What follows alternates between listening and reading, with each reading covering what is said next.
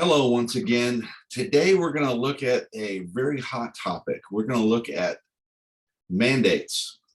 Does our executive departments of government, from the mayor to the governor to the president of the United States, do they have the constituted authority or responsibility, is a better way to put things, do they have the responsibility to do mandates? So we're going to try to keep it in that little umbrella of mandates. But I'm going to take you to the source, to the Constitution itself, and then we're going to break it down to what I call the first grade level. And I'm going to take you to a first grade textbook on civics called Elementary Catechism on the Constitution by Arthur J. Stansbury. And it was first published in 1828 because George Washington had said that the earlier we teach the science of politics to our people, the better off we're going to be as a society. And they took it seriously. They really did. And if you think about it in simple terms, every elected official swears to do what? They place their hand on a Holy Bible and swear, so help me God, to protect and defend, or a variation of that, the Constitution of the United States, and if a state elected official, the state constitution and the federal constitution. So from day one, they've been taking that oath. And so they are taking an oath to protect and defend the Constitution as written in 1787. Okay. But that Constitution may be amended by the will of the people. You have to get 75% of the states to ratify any amendment. And so there's been 20 something, I don't know off the top of my head, and I'm not going to look it up this second, but only 20 something amendments to the Constitution, and the first 10 of them constitute a Bill of Rights. So we're going to start off in the Bill of Rights, and we're going to look at that section for the mandate issues. So let's share screen here like we normally do. So you can actually see the textbook where this comes from, so you know that it's not my private interpretation.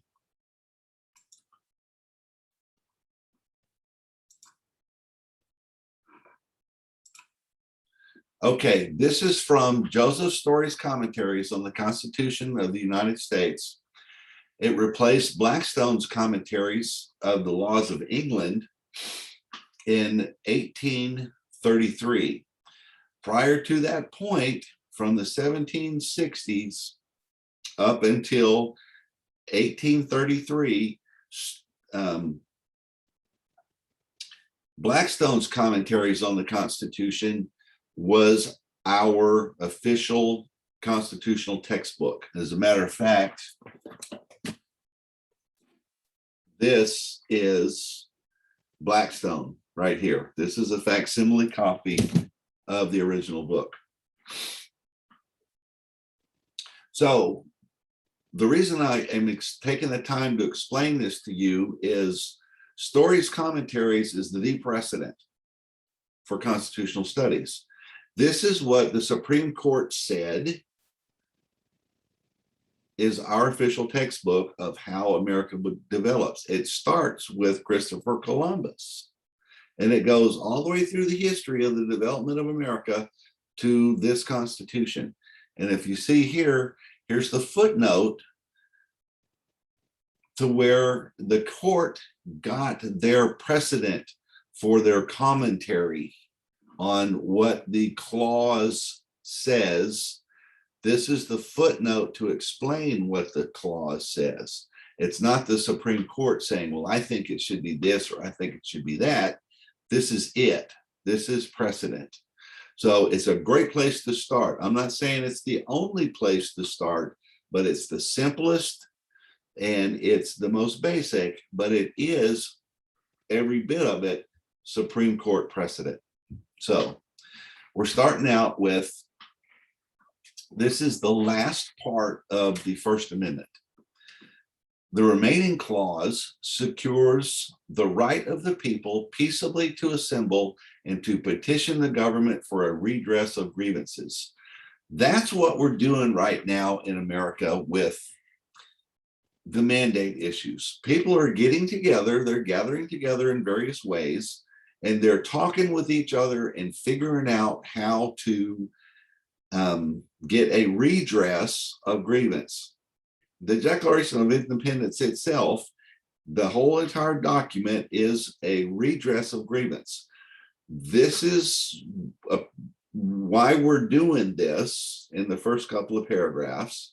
This is what entitles us to do what we're doing according to the laws of nature, and nature's God. And then you have 27 grievances. King did this wrong, Parliament did that wrong, blah, blah, blah, blah, and they state their reasons, and then they state a summation at the end. So that is the master of all masters of redress of grievances. But with them, it got to the point where their only last recourse for redress was war, to take it before the supreme judge of the world. And we're doing some videos on that. What that means, it's trial by ordeal and letting the gods decide. So we're not to that point yet, but it always helps to have that prayer on your side. So if it's in the Bill of Rights, and here it says right here in the little Constitution book that everybody holds in their pocket, but I wonder how many of people actually read it. It says here in what's called the preamble to the Bill of Rights. The Bill of Rights was put together by the first Congress of the United States under the order of the states, because they said, we're not going to ratify this Constitution without a guarantee of a Bill of Rights. And so they sent a list that they boiled down to 12 and said, the states did. They sent them to the Congress, and the Congress narrowed it down and sent, combined them all and did what they were supposed to do and sent it out to the states. Now, that whole process was overseen by George Washington as president. He recommended to them what he wanted them to do and how he wanted them to do it. And when it was all over with, he signed it so it could go out to the public. And this is what the letter that was sent out to the states, along with the Bill of Rights, for the states to decide which amendments they want to include as the Bill of Rights for the United States of America. It says, in order to prevent misconstruction or abuse of its powers. So a Bill of Rights is to prevent misconstruction or abuse of power. That further declaratory and restrictive clauses should be added.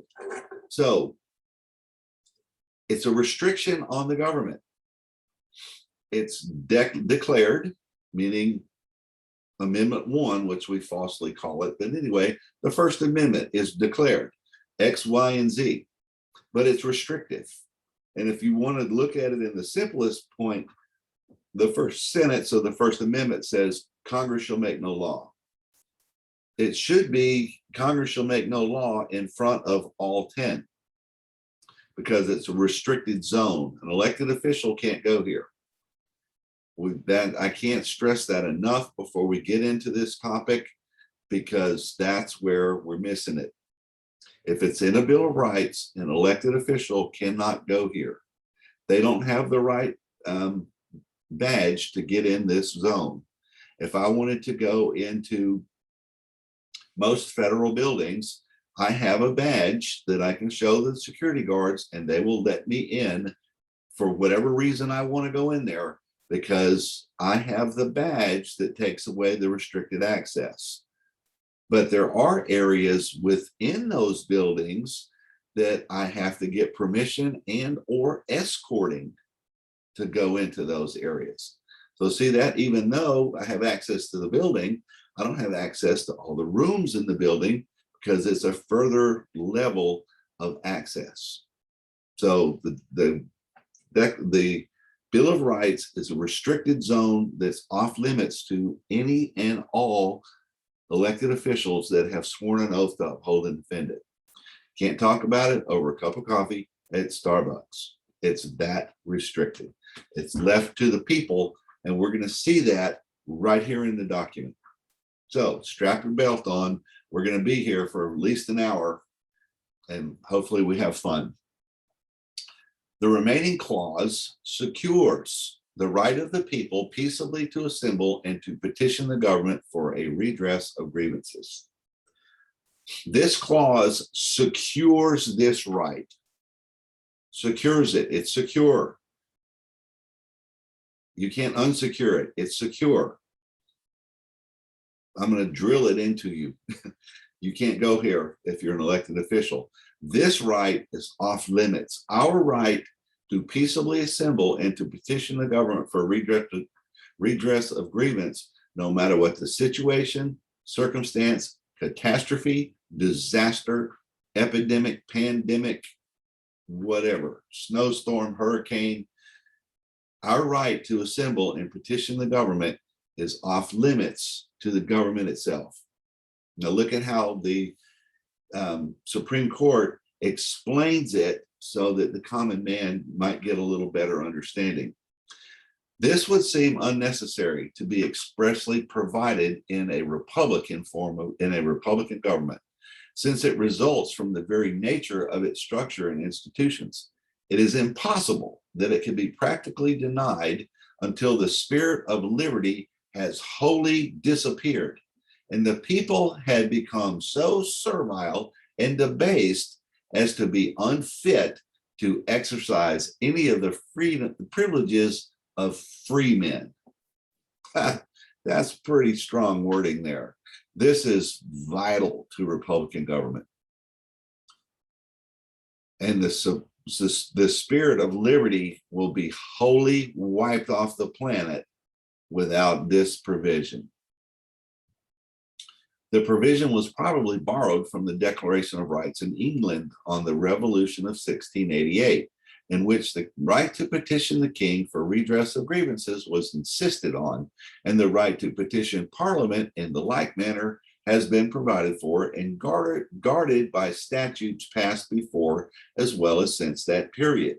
So this is part of the common law, and I think that is Article 7 of the U.S. Constitution. There again, I'm thinking off the top of my head. I know it's in there. You go find it if you doubt me. If I made a mistake, it's not a big one. Mr. Tucker. Now, who's Mr. Tucker? That's St. George Tucker from Williamsburg, Virginia. He wrote a commentary on Blackstone's commentaries to help with the transition between English law to American law. So it's very valuable to read Tucker's. It's called Tucker's Blackstone. Mr. Tucker has indulged himself in a disparaging criticism upon the phraseology of this clause as savoring too much of that style of condescension in which favors are supposed to be granted. But this seems to be quite overstrained since it speaks to the voice of the people in the language of prohibition and not that of affirmation of a right, supposed to be unquestionable and inherent. So the Supreme Court is saying here, this is not a favor granted to the people by the nobility. This is a secured right that's unquestionable and inherent. It's a prohibition to the government to touch this. Every time I say that, I see that rapper from back in the 80s or early 90s who can't touch this, can't touch this. I'm a white redneck, so I can't do that dance and I can't sing that song, but y'all know who I'm talking about. The next one is the Second Amendment. So what does the Second Amendment have to do with the right to peaceably assemble? Well, here's what the Supreme Court says about the Second Amendment. Now, I would just love for any other person, any other human being in the United States of America to come out and declare this right here. In 12 years of me paying attention to politics and studying the Constitution and American history on a daily basis, I've never heard one smart person that claims to be a smart person on radio, TV, book writing, you name it, just quote this right here when it comes to the Second Amendment. The next amendment is a well-regulated militia being necessary to the security of a free state. The right of the people to keep and bear arms shall not be infringed.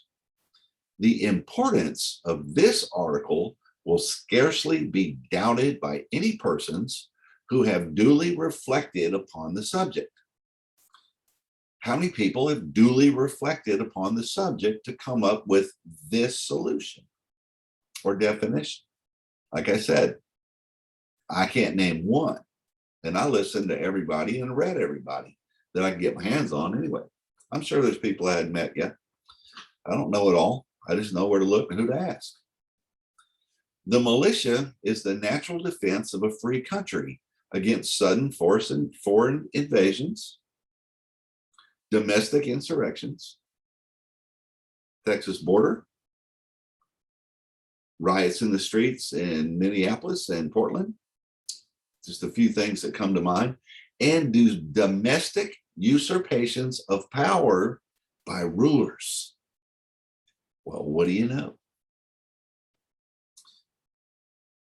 It is against sound policy for a free people to keep up large military establishments and standing armies in time of peace, both from the enormous expenses with which they are attended and the facile means which they afford to ambitious and unprincipled rulers to subvert the government or trample upon the rights of the people.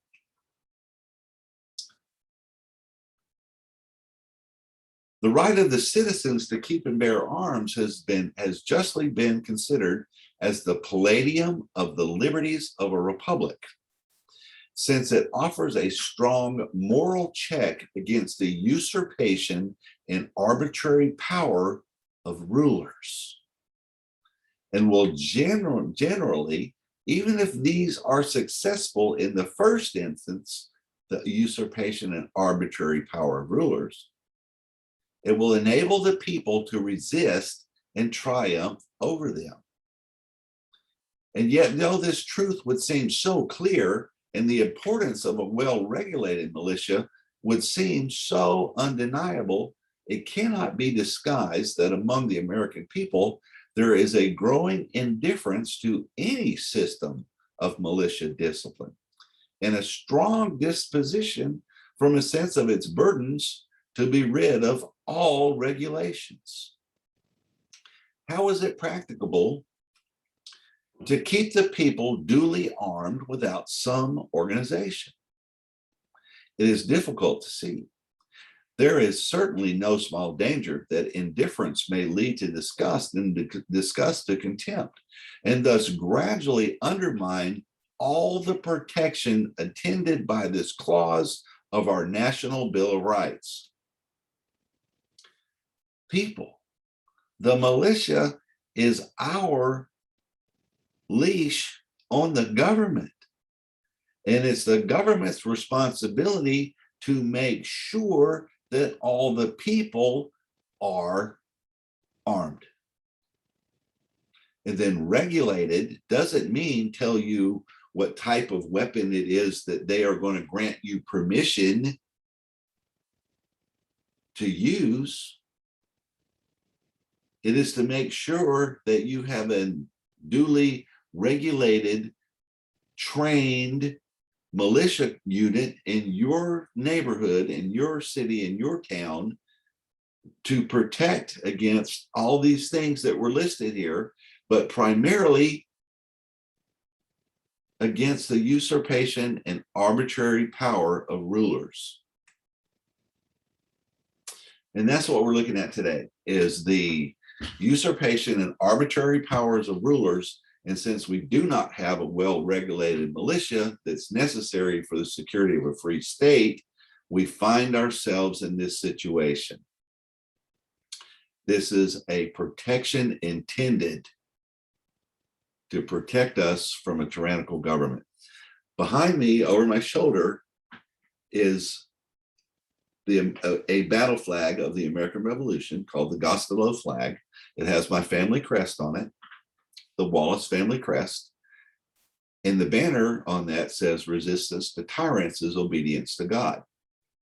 Thomas Jefferson used the phrase, "Rebellion to tyrants is obedience to God." And then Benjamin Franklin used in his design for the original seal of America as "Resistance to tyrants is obedience to God," because he was from Pennsylvania. And this was from the Pennsylvania Presbyterians, which goes back to John Knox, the Presbyterian leader in Scotland, and also the Cromwell Revolution that originated in Scotland. That was their motto and their battle flag, and it continued to be the motto of the American Revolution.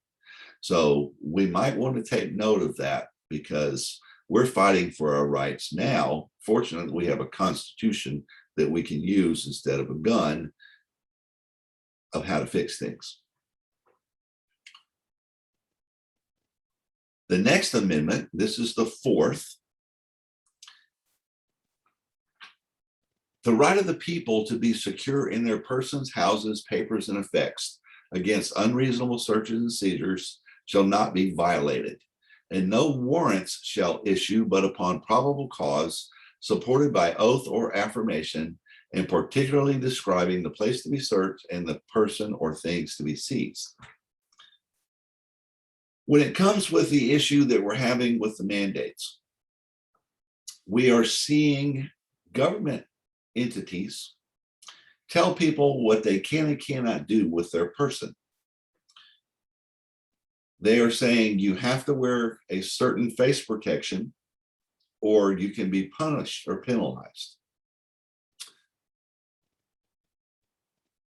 They're not really coming in our houses yet and telling us what to do in our homes, but in our papers and effects, like our businesses and our freedom to walk around town, which is liberty, freedom to come and go as you please, mind your own affairs, mind your own business. They're stepping in and telling us what we have to do. But not only are they telling us what we have to do, but if we don't do what they tell us to do, we're getting punished, we're getting penalized. So it's real important here to understand what about no warrants are to be issued but upon probable cause and supported by oath or affirmation. And it has to describe the place, the person, and the things to be searched or seized. Long story short, no law enforcement official has the right to touch you without a warrant. No law enforcement officer has the right to come into your place of worship or your business without a warrant. And a warrant has to be sworn by the witness that asks for the warrant, which is usually a police officer or a prosecuting attorney or somebody like that. Has to go have a judge sign off on the warrant. Now, if you do a false oath to get the warrant, then you're guilty of perjury. The person filing the charges, the complaint.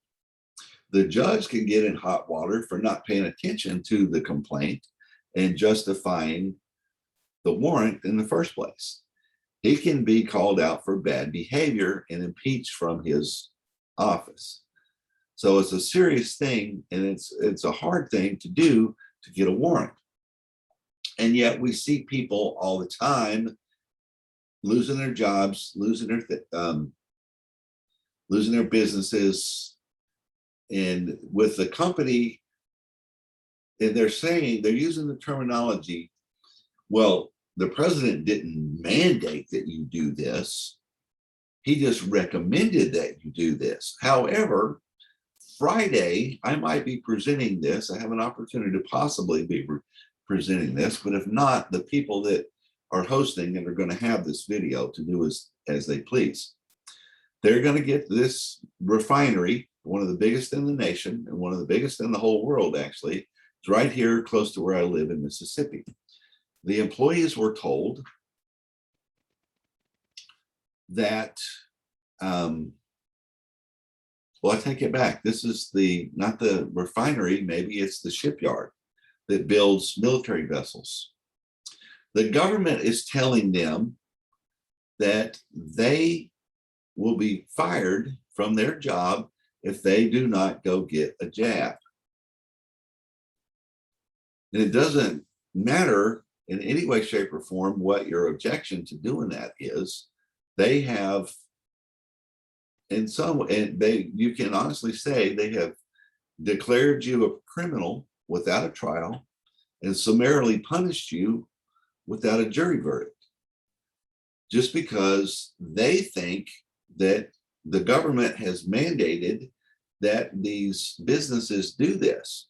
Well, what the government is doing is they're telling the businesses that we're going to drop off your funding with your federal contracts if you don't comply with what back in the reason we left Europe in the first place was decrees from the kings. So let's go to the explanation of this. And we're going to digress a little bit to the Declaration of Independence, why we went to war to protect this right.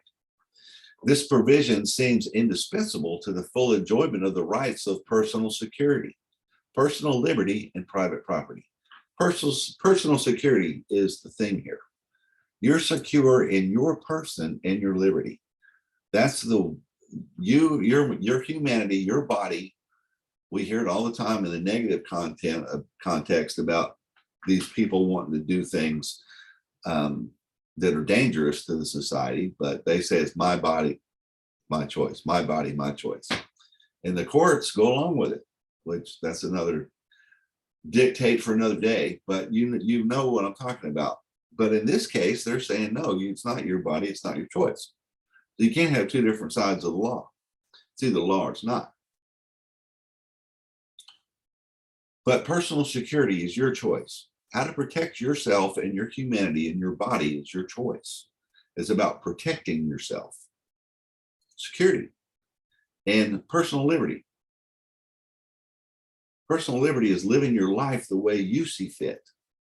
As long as it doesn't infringe on the rights of others, you have the protected right to live your life the way you want, which is the way to pay for your own bills and raise your own family and raise your own kids, because that's your responsibility. And private property. You own your business. You have a title or a permit, whatever they call it, but you have a document that says this is mine. And no man can tell you what to do with it. Unless there again, it's licentious or immoral. But we're not going there today. Never mind. But the thing is, you own it. You own it. No man can tell you what is yours. If you hold the title to it, that's what title means. Like the nobility in Europe, they had titles because they owned a certain amount of land that was granted to them by a king. Well, here, our property is titled by ownership, and we bought it. We paid for it. It's mine. Nobody can come on my property without my permission. I have the right, if they come on my property, to do whatever I deem necessary to protect me and mine. They don't have to be in my house, and they don't have to have a weapon.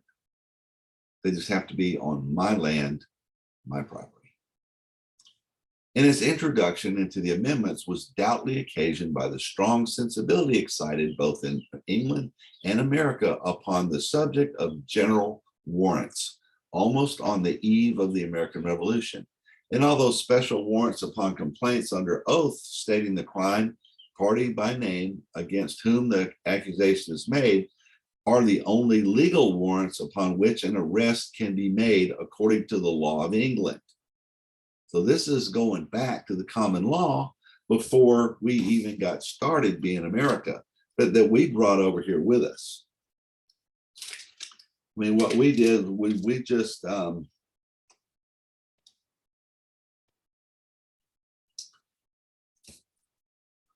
improved on it, made it fit our own purposes.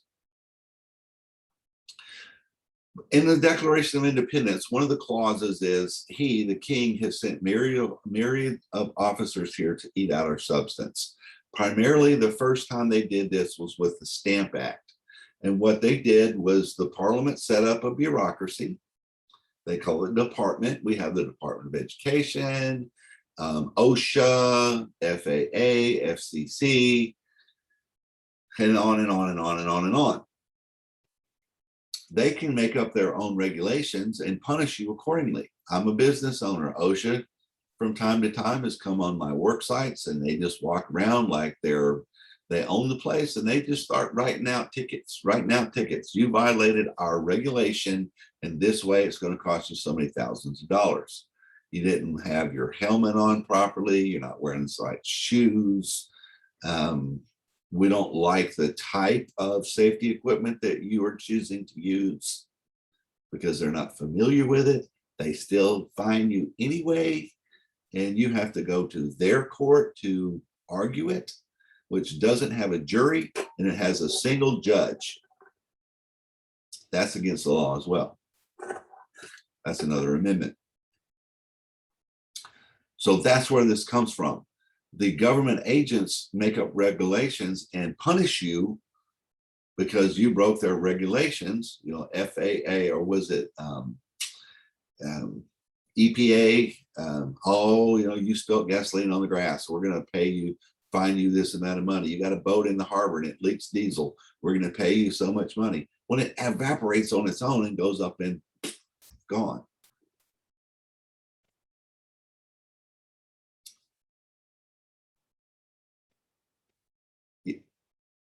But see, down here, let's continue. They were doing this without legal warrants, yet a practice had obtained in the secretary's office ever since the Restoration, grounded on the same clauses in the acts for regulating the press. There we go, the Stamp Act, of issuing general warrants to take up, without naming any person in particular, the authors, printers, publishers of obscene or seditious libels, as were particularly specified in the warrant. People were printing pamphlets, redresses of grievance against the king, and the king didn't like it. So he was punishing people for freedom of the press. And he was using these general warrants given this agency, the Stamp Act. I don't know what you call them, the people that administered it, punitive power without a warrant, without a trial, without a jury. When these acts expired in 1694, the same practice was continued in every reign and under every administration except the last 4 years of Queen Anne's reign, down to the year 1763. The general warrant so issued in general terms authorizing the officers to apprehend all persons suspected without naming or describing any person in special. This is what is happening with the mandates. Officers are coming in without a warrant, and they're punishing you for it. The general warrant so issued in general terms authorizing the officers to apprehend all people suspected without naming or describing any person in special.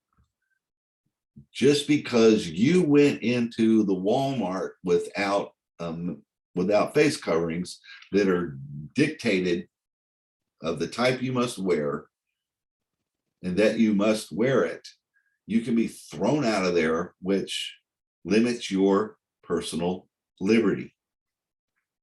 Can't violate it. In the year 1763, the legality of these general warrants was brought before the king's bench for solemn decision, and they were adjudged to be illegal and void for uncertainty. So this precedent is already set in the common law in 1763 that it can't be done on our territory, can't be done on our land. It's in the Constitution. It's further enforced by this clause in the Bill of Rights. You can't do this kind of crap to the American people. This case was argued by James Otis and Oxenbridge Thatcher in 1768. It was called the Writs of Assistance case, and John Adams was the legal assistant to James Otis. You might call him paralegal. So anyway, his notes on this are the only records that we have of this case, but it's very informative, and it basically just tells you what it states right here. You can't just give an agency of the government punishing power without a warrant to just go rampant and fine people for whatever regulation that they've broken without a jury trial.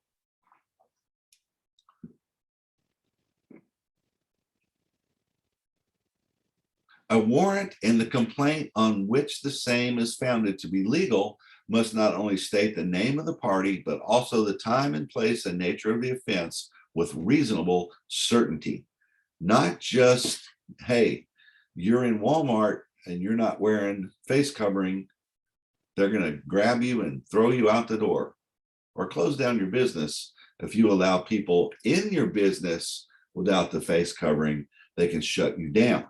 And they've done it over and over and over again. But I just showed you right there in the Bill of Rights how they are not allowed to do that. The next amendment, the fifth, excessive bail should not be required, nor excessive fines imposed, nor cruel and unusual punishments inflicted.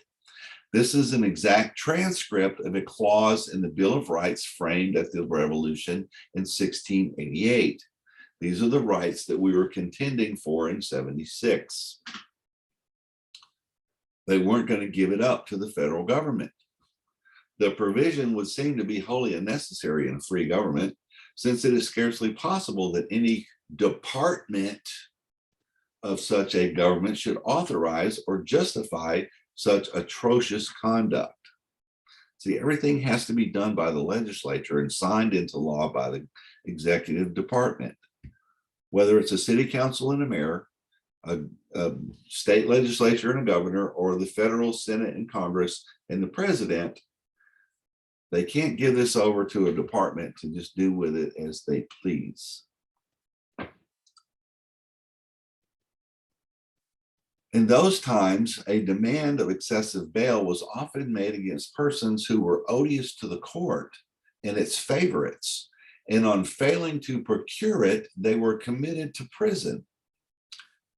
If you ticked off the right people in government, they could use their vindictive vendetta to take it out on you personally. We saw that in so many ways in states like Oregon and Michigan.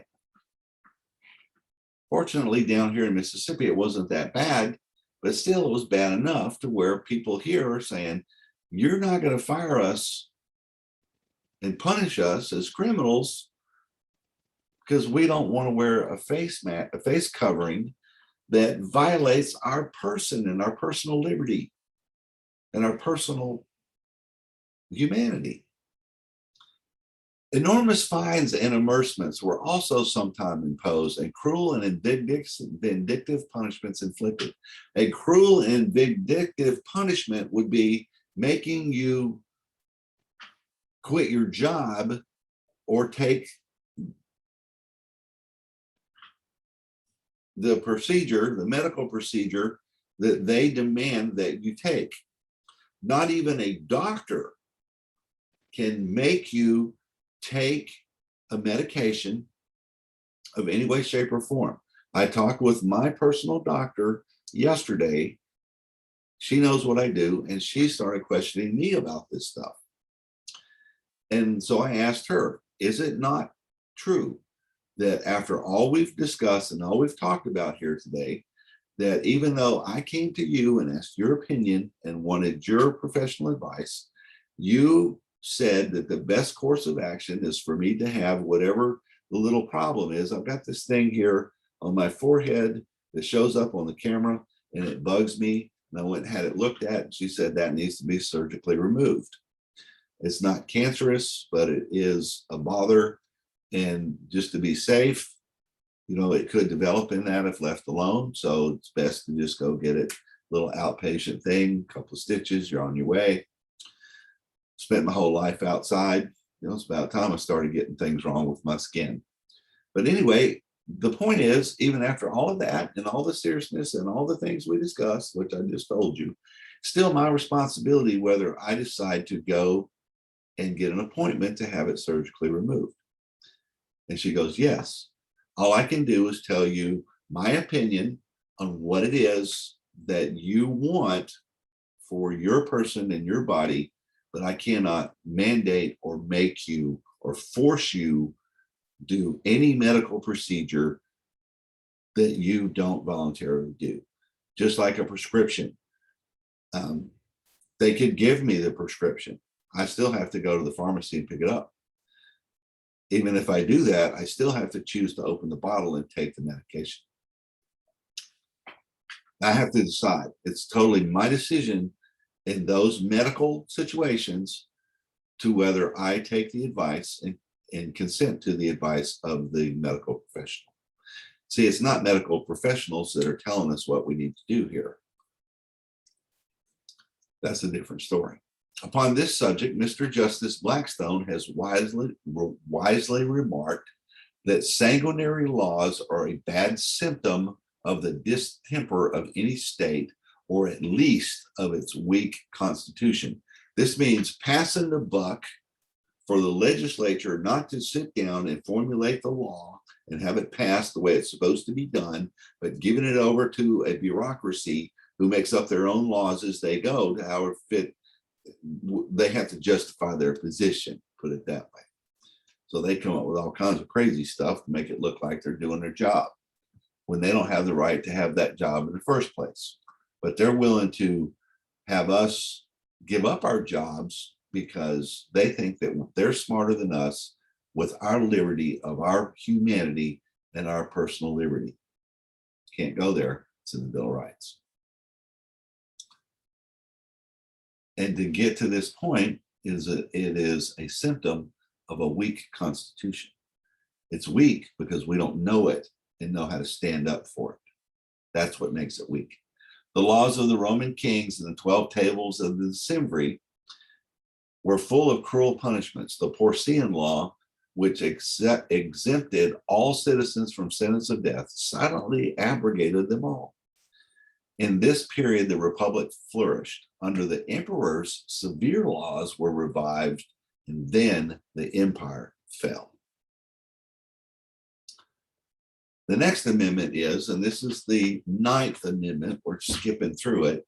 You can see here, it's pretty obvious. Section 1898 does not follow 96. There's a skippage in there. The next amendment is the enumeration in the Constitution of certain rights shall not be construed to deny or disparage others retained by the people. This clause was manifestly introduced to prevent any perverse or ingenuous misapplication of the well-known maxim that an affirmation in particular cases implies a negation in all others. And e converso, we would say vice versa. Same thing, Latin term for legal things, that a negation in particular cases implies an affirmation in all others. The maxim rightly understood is perfectly sound and safe, but it has often been strangely forced from its natural meaning into the sport of the most dangerous political heresies. The amendment was undoubtedly suggested by the reasoning of the Federalists on the subject of a general Bill of Rights. See, the Federalists argued that we didn't need a Bill of Rights at all because all the responsibilities of the government was well defined within the Constitution. The state says, heck to the no. We want more security We want more guaranteed security. We want a Bill of Rights, so we're not signing on to the Constitution. We will remain sovereign and independent states on our own if we have to, but we are not signing the Constitution without more protections in a Bill of Rights. The next amendment is the powers not delegated in the United States by the Constitution or prohibited by it to the states are reserved to the states respectively or to the people. You have the Federal Bill of Rights that cannot be contradicted by the state's constitution. Federal Constitution cannot be violated by the state's constitutions for security reasons, liberty reasons. It's got to, if you're an American in Wyoming or American in Florida, you're still an American. You can't take an American right away just because you live in Philadelphia or Portland or whatever. So the state's constitutions work in concert with the federal, but the state constitutions, the states limit the federal constitution with the Bill of Rights. The people restrict the state constitution by a Bill of Rights there and reserves it to themselves.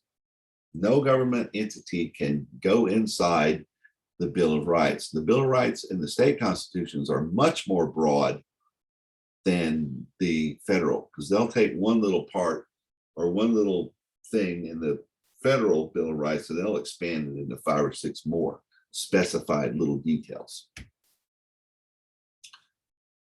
Go look it up yourself. See, we delegate to the United States what they can do by the Constitution. There are provisions that are prohibited by that Constitution to the states. There's Article 1, Section 8, 9, and 10. Section 8 gives the US Congress the right to do whatever, X, Y, and Z. The 9th article says Congress cannot go here, which is a Bill of Rights in and of itself, and that's what the Federalists were arguing. We don't need another one. States said, no, this isn't strongly worded enough. It's not specific enough. And then you have Article 10, which very short, but it restricts the states from violating the federal. This amendment is a mere affirmation of what, upon any just reasoning, is a necessary rule of interpreting the Constitution. Being an instrument of limited and enumerated powers, it follows irresistibly that what is not conferred is withheld and belongs to the state authorities if invested by their constitutional government respectively in them. This is what I was just explaining to you. And if not so invested, is retained by the people as a part of their residuary sovereignty. We, the people, are the sovereigns of America. We tell the government what we want to do. When this amendment was done before Congress, a proposition was moved to insert the word expressly before delegated, so as to read the powers not expressly delegated to the United States by the Constitution, etc. On that occasion, it was remarked that it's impossible to confine a government to the exercise of express powers. There must necessarily be admitted of powers by implication, unless the Constitution descended to the most minute details. It is a general principle that all corporate bodies possess all powers incident to a corporate capacity without being absolutely expressed. The motion was accordingly negatived, meaning voted down. Indeed, one of the great defects of the Confederation, the Articles of Confederation, was, as we've already seen, it contained a clause prohibiting the exercise of any power, jurisdiction, or right not expressly delegated. That's why it fell apart. That's why they were having the Constitutional Convention, was to broaden the responsibilities, define the responsibilities, but not get into the minutia of the details, like coin money. They're not going to tell you that the coins have to be of a certain size or a certain metal or a certain paper or a certain ink. That's up to the government to decide how to do it. Here's what they're supposed to do. They figure out how to do it within that confine. See? That's just a simple example.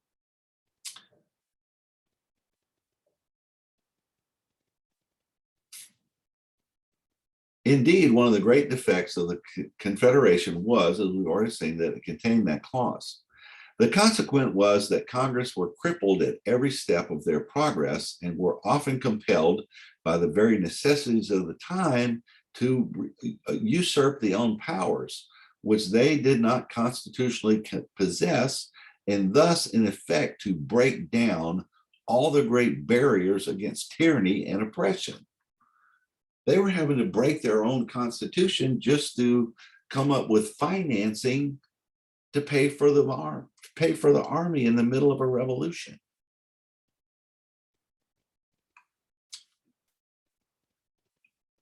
It is plain, therefore, that it could not have been the intention of the framers of this amendment to give it effect as an abridgment of any of the powers granted under the Constitution, whether they were express or implied, direct or incidental. Its sole design is to exclude any interpretation by which other powers should be assumed beyond those which are granted. We grant the government the responsibilities of X, Y, and Z.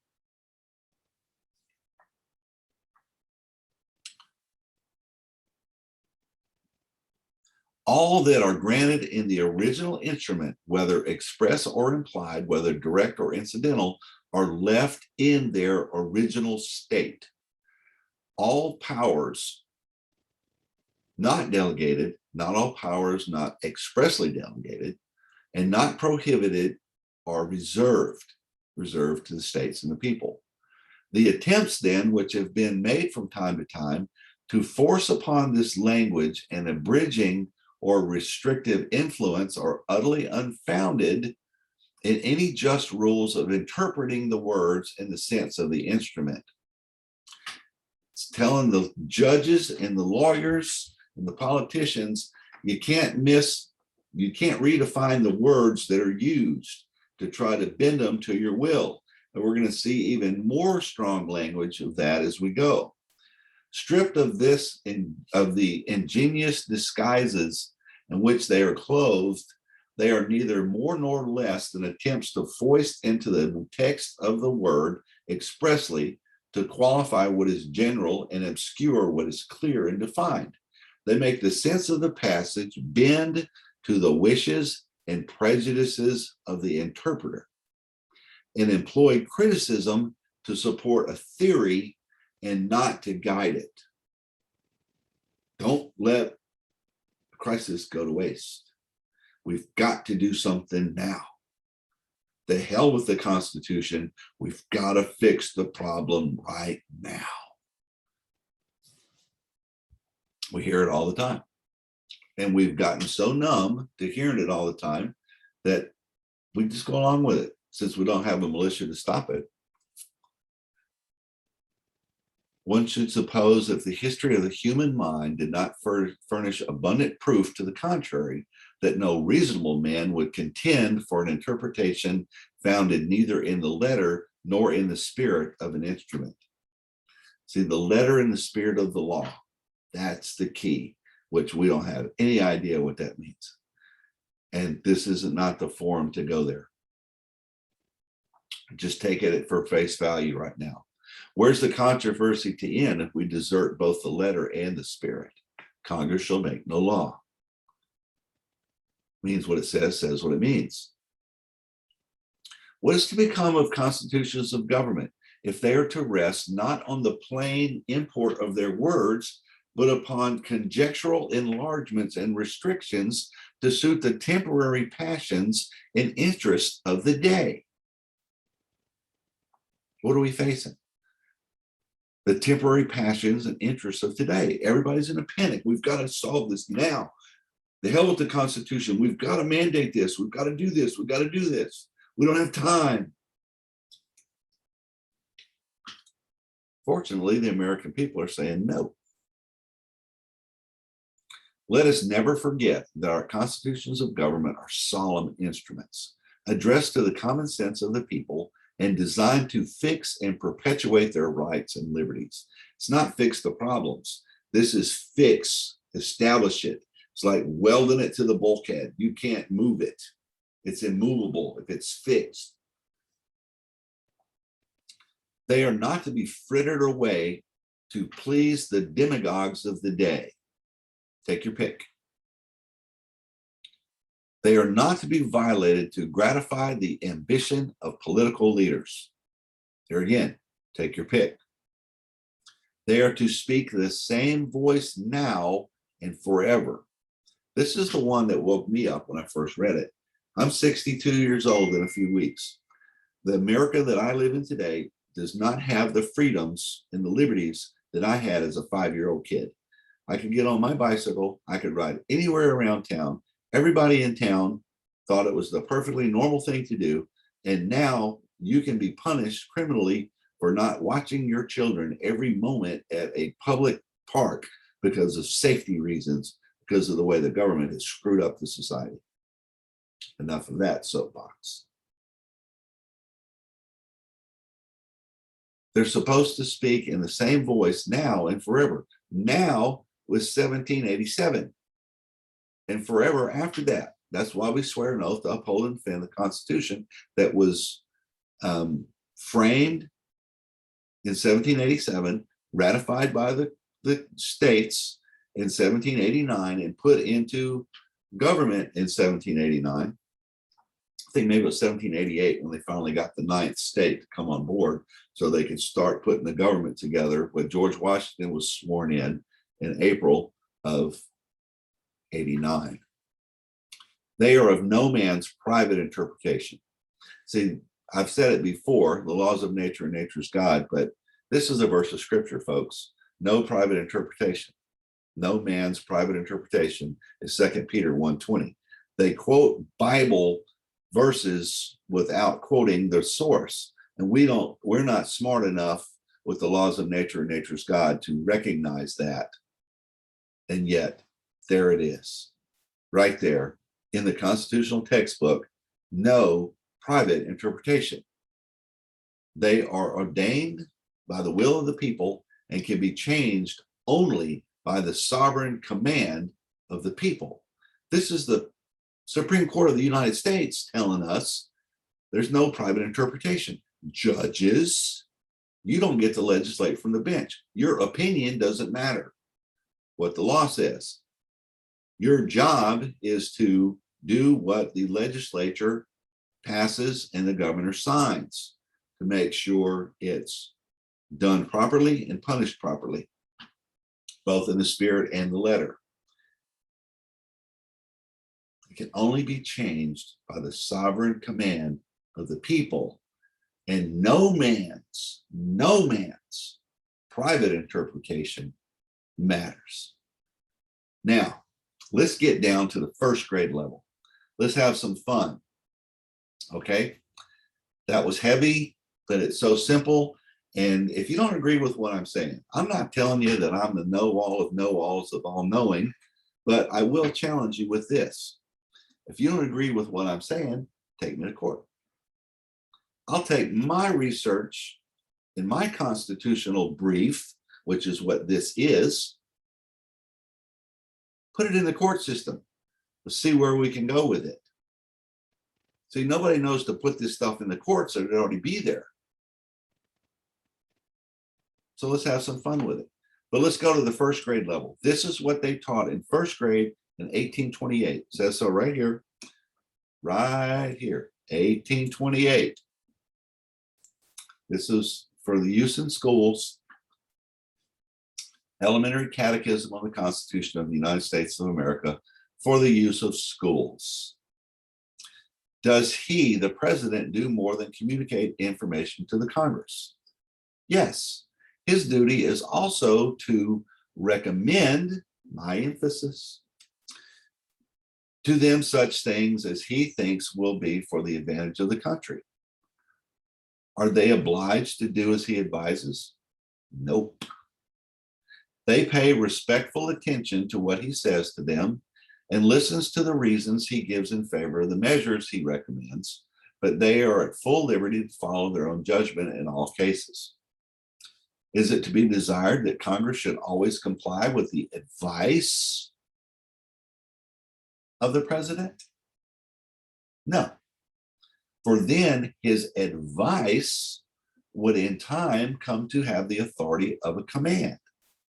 It would be the president and not the Congress who made the laws, and the liberty of the country would be in the greatest danger. There is no more dangerous despot than one who can make his own will obeyed and yet preserve the forms of a free government.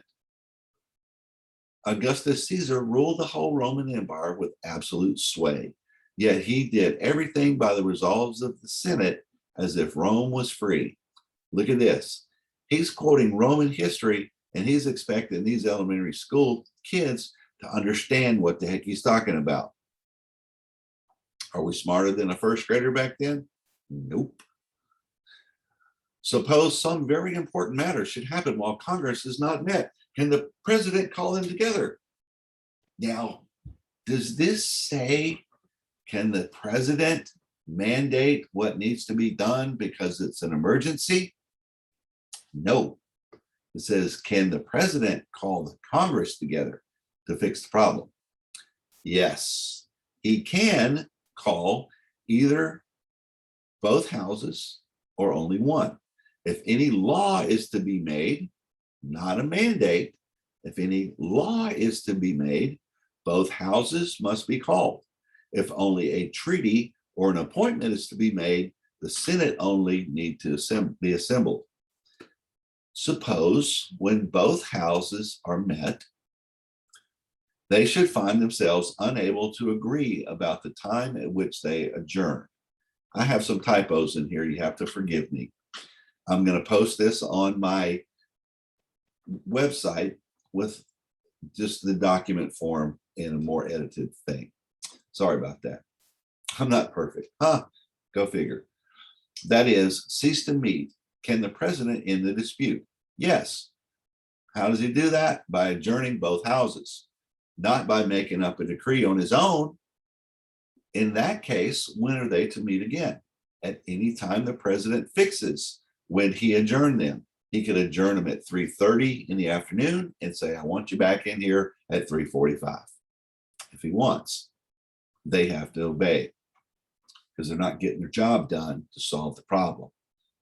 Go take a bathroom break, get back in here, and let's roll our sleeves up, see if we can't come to some reason that's going to put it together. And even so, the Congress might pass a bill and the president vetoes it. The Congress can come back again and overrule the veto. That's the only way a law can pass. At any time, the president fixes when he adjourned them. Question, has he, the president, any other duty? Now look at this one. The duty of the president, first grade level. He has one great general and constant duty for which all his power is put at his command. It is to care that the laws shall be faithfully executed. That is, whatever Congress orders shall be done, and that whoever disobeys the laws shall be punished. That's the duty of the president. Are my life, liberty, and property guarded by the Constitution so that no man is allowed to touch either of them except according to the law of the land? They are, with no further explanation. So my life, my liberty, and property are guarded by the Constitution so that no man, no congressman, no sheriff, no president, no judge is allowed to touch your body, your property, your letters, papers, and your effects, except according to the law of the land, the laws that we chose to live under. May a judge contrive new punishments out of his own head, or order such as are not in common use for such offense as has been committed? Nope. If the Congress says the death penalty is the only remedy for this, the judge can't say, I don't agree with it. Pretty powerful stuff, right? Can a judge contrive new punishments out of his own head? No. That's how simple the Constitution is, folks. Now, the conclusion to this is what is probably one of the most sobering things I've ever read in dealing with constitutional law in society. So listen very, very carefully. This is written to elementary school kids, not doctorate students at Harvard. They know more about the Constitution here than those guys do there. It's very evident by our society today. And now, my young friends, having gone through a short and I hope very intelligible view of this Constitution, I have a few parting words to say to each of you. This is my heart to you and the reason I'm produced this. In the first place, consider how happy and how highly favored is our country in having a system of government so widely calculate to secure the life, liberty, and happiness of all its citizens. Are we really happy, guys? Are we really happy? Do we feel secure in our life, liberty as citizens? Had you lived or traveled in other parts of the world, you would be much more sensible of this than you can possibly be without such an opportunity of comparing our lot with that of others. Doesn't take very long to go overseas to know that it's good to be home again. But as your reading increases, particularly in history and in travels, you will be able to form a more just estimate of what you enjoy. When you read of the oppression which has been and still is exercised, I don't say in Africa and Asia, whose inhabitants are but partially civilized, but even in the most enlightened countries of Europe under absolute monarchs, a proud and haughty nobility, a worldly, selfish, and ambitious priesthood, a vast, rapacious standing army, and a host of greedy officers of government, and then turn your eyes unto your own happy home, a land where none of these evils has any place. Well, isn't that why we're having trouble today? Is because we're seeing all of this stuff in our own country. We're trying to redress our grievances to deaf ears, but it's starting to turn around. A land where none of these evils has any place. There's no place in America for this crap, where they can be impressed by none, where every man's person, property, and privileges are surrounded by the law and sacred from everything but justice and the public good.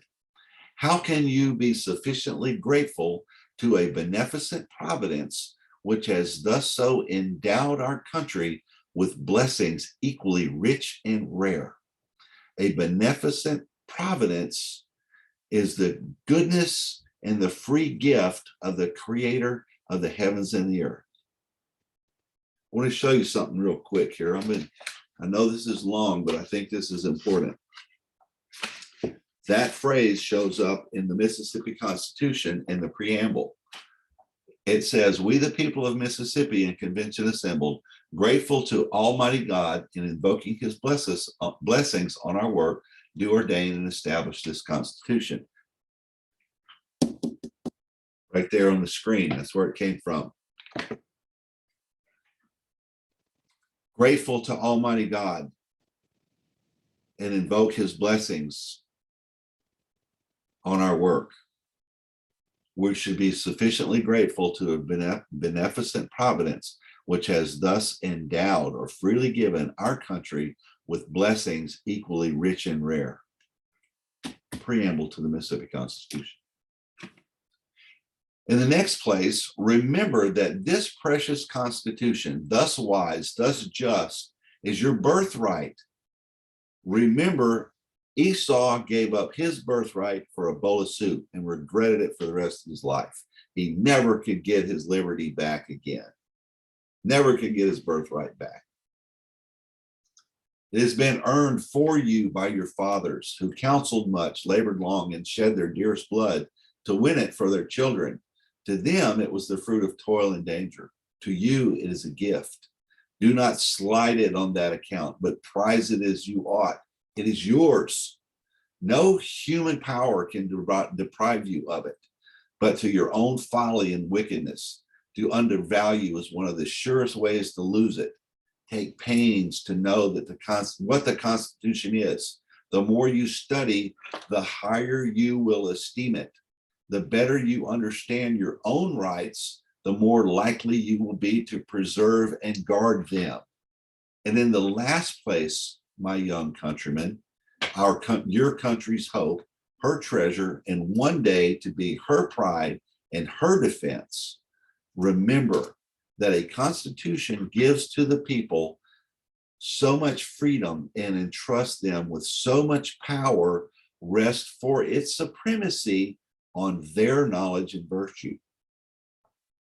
And ignorant people are easily betrayed, and a wicked people can never be ruled by the mild influence of their own laws.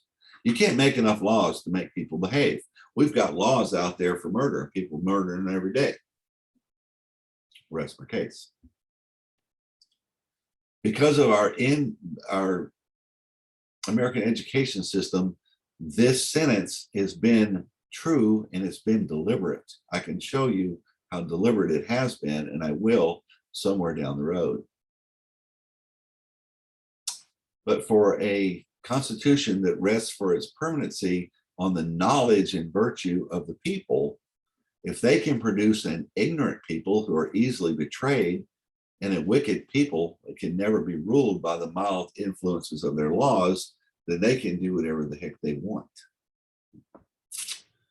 If you would be free, if you would see your country grow in all that constitutes true greatness, cultivate knowledge.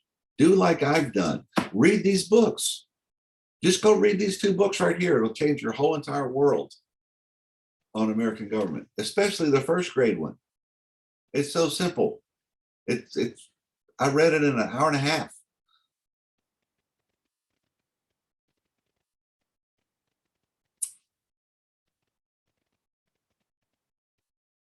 Cultivate knowledge and flee from vice. Run from it. The virtuous citizen is the true noble.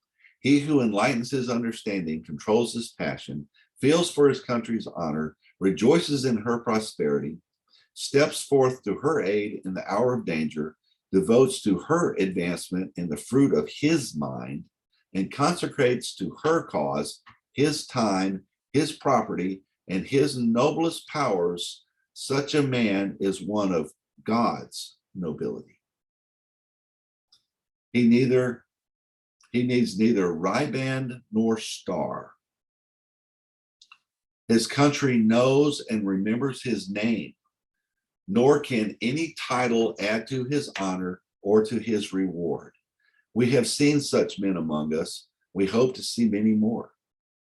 And though the glory of giving to their country such a constitution as this is what none but they have been so blessed as to enjoy, yet you succeed to the task but 1 degree removed from it, that of preserving what they have committed to your virtue, unsullied and unimpaired. We are told time and time and time and time again that our Constitution is irrelevant because they try to defame the men that gave it to us. They blame things on them that they had no control over, that they did the best that they could with what they had in the time that they had it to give us this Constitution that our elected officials swear, so help me God, to uphold and defend. If we can just find men and women that will honor their oath of office and take the time to study what that office means and what it entails in the simplicity of a first grader, then we can change the world again. But if we don't, and if we don't stand now, because we're just 1 degree away from losing everything, if we don't take a stand now, like they stood on Lexington Green on April 19th in 1775, when the militia stood up to the tyrannical government and said, "You shall not pass." Those are the guys that gave us the Constitution. It's so simple that a fool should not err therein. That's a verse of scripture. That's what they said.